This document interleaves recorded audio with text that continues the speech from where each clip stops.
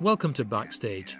It's a podcast where we go behind the scenes to meet the artists and performers who'll be taking to the stage at Sage Gateshead in the coming weeks, as well as discovering some of the terrific activities that take place and the fantastic communities that meet there. My name's Ian Wiley, and the theme for this latest episode is gifts. It's the most wonderful time of the year, or so we're told, and that's partly because it's a time for giving and receiving gifts. So on this podcast episode, we'll hear from Catelyn Cain siblings Helen and Joe Hamill about the very special gift they received from their father. Saxophone sensation Jess Gillam will tell us whether she thinks being a skilled musician is a gift or something you can learn. And we'll follow the Royal Northern Sinfonia as they give up their time to share their talents with the Older People's Assembly in Gateshead.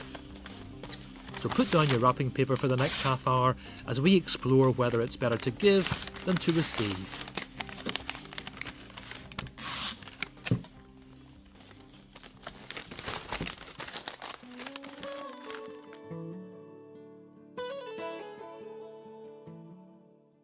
The core of Teesside band Catelyn Cain is Helen and Joe Hamill, who come from a family of 9, many of whom contribute to the band's performances and recordings.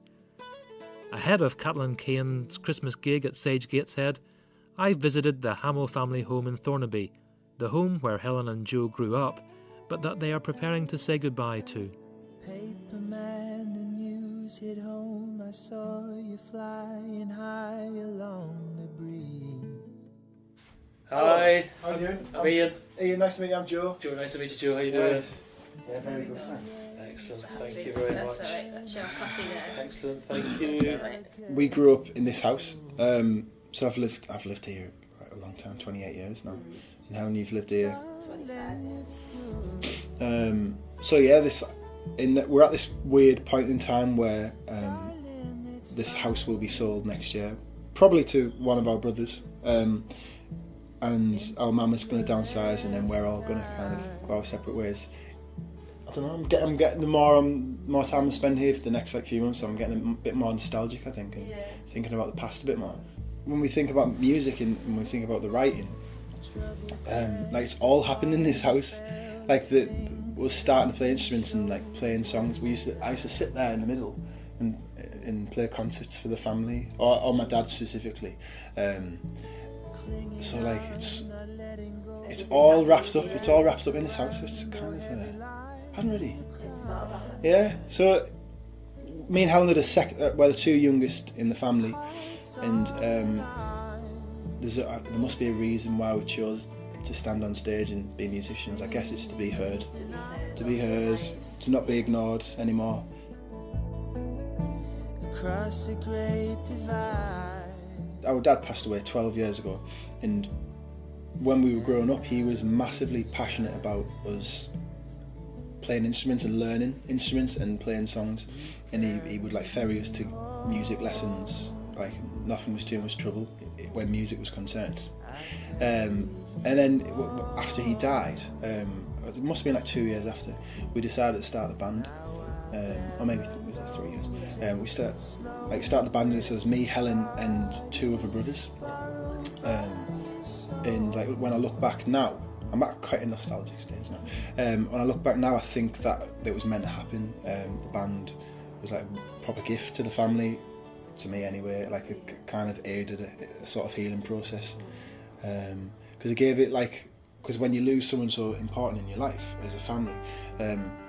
It's a massive focal point gone, so I think the band has kind of created another little focal point, and not a different focal point. Not a replace, but it's given us something to kind of hang on to a little bit. It's been a bit of a healing, and it's brought us closer together as a family, definitely. They all come to shows. I think they're all coming to the Sage as well, so that'll be lovely. Oh yeah. Because obviously it's not that far from us down the road. Catelyn Cain's latest tour ends at Sage Gateshead on Saturday the 22nd of December, and their Christmas shows have become a bit of a local tradition. It's always nice doing a big show at the end because you've warmed up every night, and you feel confident. And a part of our show now is kind of the rapport we have with the audience. And You know the chords by the time you get to the stage. you know the lyrics. I know the lyrics, yeah. Yeah, so by the time we do the stage, we'll feel like quite comfortable. One Christmas, like from Santa, I got like a really big, like orange kind of like, it's not a suitcase, but it's like a really big bag with like wheels on, and like there was just a tag like saying for when you tour the world, and I was like, oh, that's lovely. But I'm never allowed to bring it in the van because it's so big. We've just written our third album to be recorded, and like the songs, I'm always happy with the songs I commit to an album, but this one I just feel is quite a step up in terms of maturity and just like general songwriting. Because I read somewhere the other day, create something that you wish existed, and that's how I feel about this like third album. Like we want that music to exist, so we've like created it, and we love the songs on this third album. Summer broke, left me wanting, gone cold, memories haunting every empty room inside my head. I could light a city with this fire of feeling. How can you not see we're not done yet? Words like weapons from until unkind becomes a door we open. Hurts like real love, even as you break my heart. I won't give up. Blue sky, wide open. I try to pull you close, but in your eyes, I'm miles away. Still forever tied, we are fading, falling, bound together. Hurts like real love, even as you break my heart. I won't give up. Hurts like real love, even as you break my heart. I won't give up. There you go. First time I played that, actually. You're listening to Backstage, a podcast brought to you by Sage Gateshead. Make sure you subscribe to this podcast on Apple Podcasts, Spotify, SoundCloud, or whatever other platform you use to make sure that you hear all the latest episodes. Young saxophonist Jess Gillam has had an amazing 12 months, stealing the show at the last night of the proms. She'll be bringing her unique musical gift to Sage Gateshead on January 18th for the New Year New Artists Weekend, when she'll be performing pieces from a new album that she's recording in London at the moment.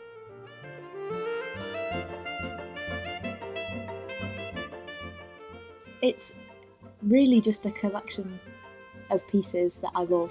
Every single piece on there is on there because I love it and has been part of my musical kind of journey so far.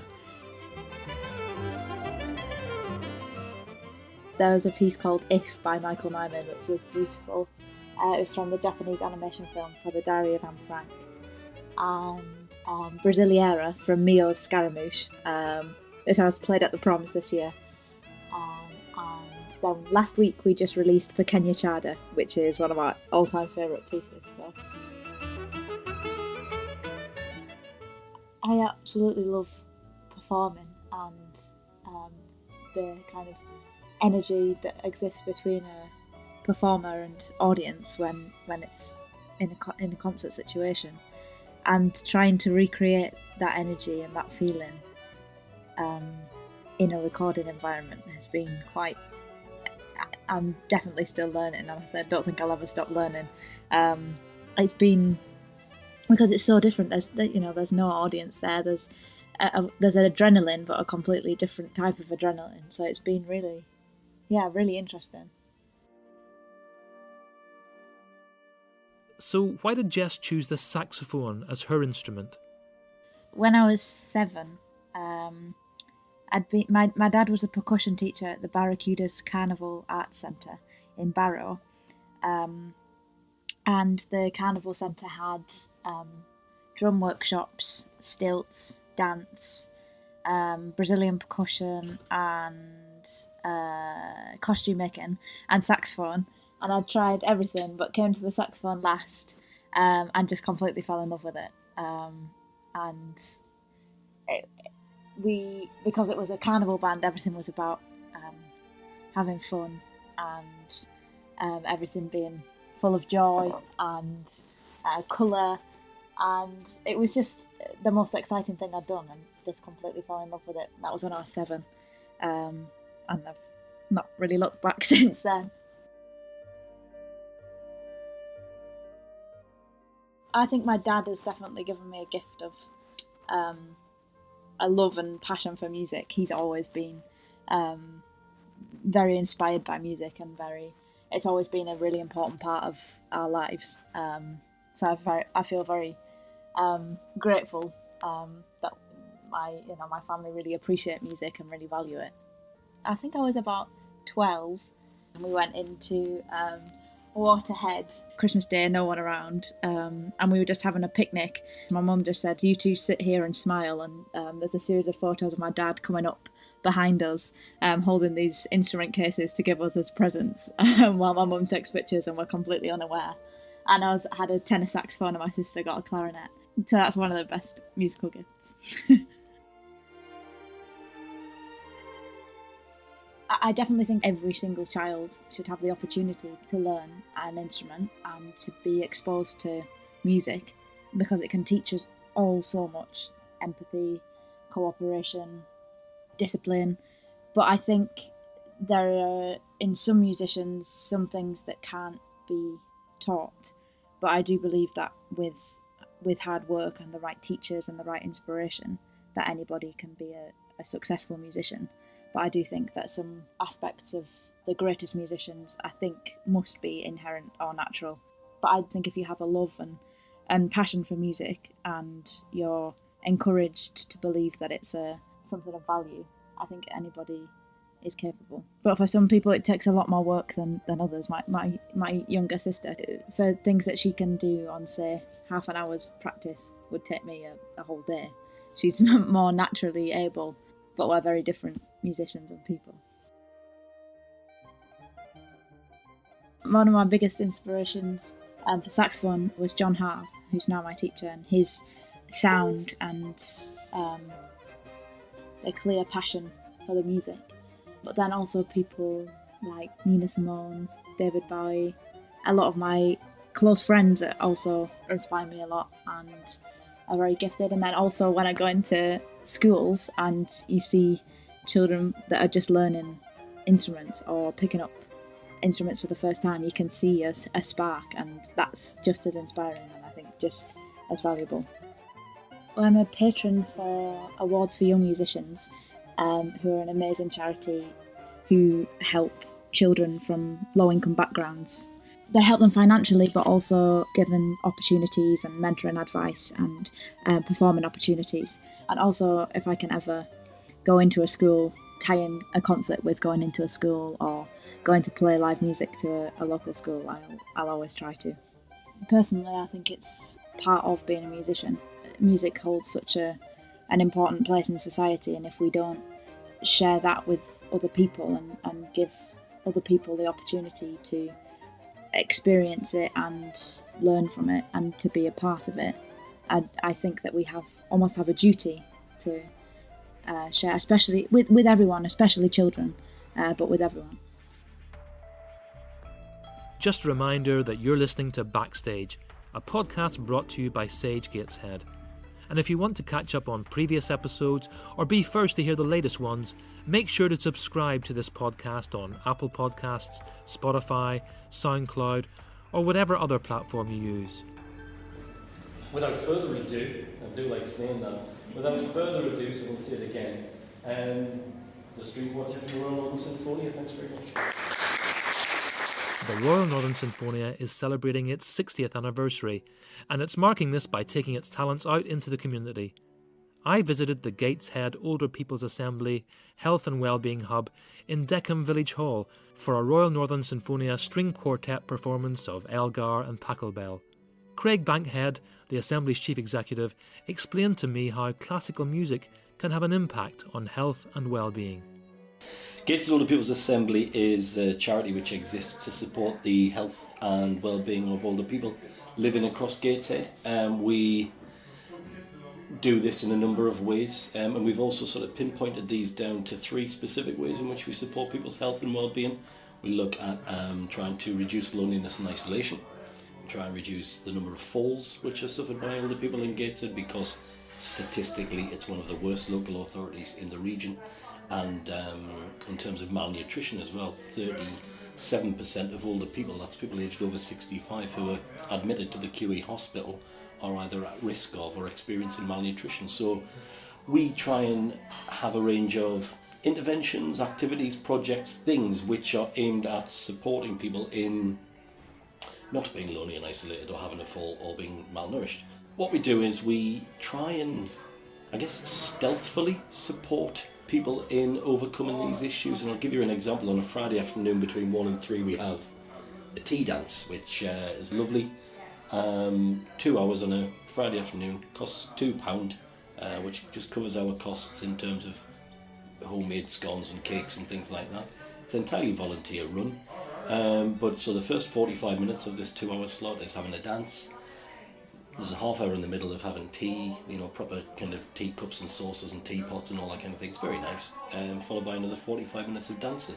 In a nutshell, I suppose it's a youth club for older people, and it's driven by the older people as well.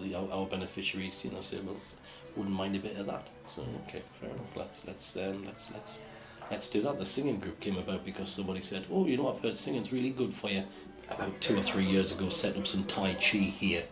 A local GP said to me, I'd like to send some people to Tai Chi rather than giving them medication just to improve certain things. So, yeah, cool. Because Tai Chi, again, it's proven to improve mental and physical health simultaneously. So we received funding for that, and that was great. People's health and well-being isn't always just improved in the traditional ways of doing exercise and sort of having a chat. I mean, culture certainly is something that, again, given, we've already spoken about being in the deprived areas that we're in, within the 3rd most deprived of the 22 wards in Gateshead, neighbouring the 1st and 2nd most deprived ones. Quite frankly, as accessible as the Sage is, especially for Gateshead residents, not everybody takes those opportunities. So we recognise that to access something like just listening to a string quartet for half an hour on a Wednesday afternoon is something that really can make a difference to people in terms of just knowing what's on the doorstep. In the audience, I met Catherine, who's recovering from coronary angina. The lady at the Queen Elizabeth said you've got to do 3 exercise classes a week, which is hard, especially trying to get to them. So I came here and I do dance exercise and I do Tai Chi, which we love Tai Chi. You get to meet people and they're all very friendly and they talk to you and you're not so lonely, because I lost my husband a few years ago and my family's moved to Spain, so different groups, but they're all friendly. And classical music, have you a particular interest in classical music at all? I like opera, which is my favourite is Carmen, which is very boring. I like ballet. My friends are going to see the Nutcracker again next week because it's on at the Pictures. So I like that kind of thing, but I also like jazz, folk, soul, any kind of music. This is my first visit. Yeah, I'm a bit Wardley. So it's the first time I've been here. I just saw your notice and came to listen to the music. Also in the audience is newcomer Jack. Well, I've been in choirs all my life. I've just resigned or retired from the Felling Male Voice, which I've been in for a lot of years. So I enjoy music, yes. So what are you hoping to hear today? Haydn and Mozart, he's not here, but I'll do. If you'd like to help the Royal Northern Sinfonia take the very best in classical music to as wide an audience as possible, the orchestra has launched an appeal to mark its 60th anniversary. As an incentive, anyone who donates £60 or more to the appeal is entered into a prize draw where the winner will be given the opportunity to have a quartet or quintet play in their living room or another venue of their choice. For more information about this, visit sagegateshead.com.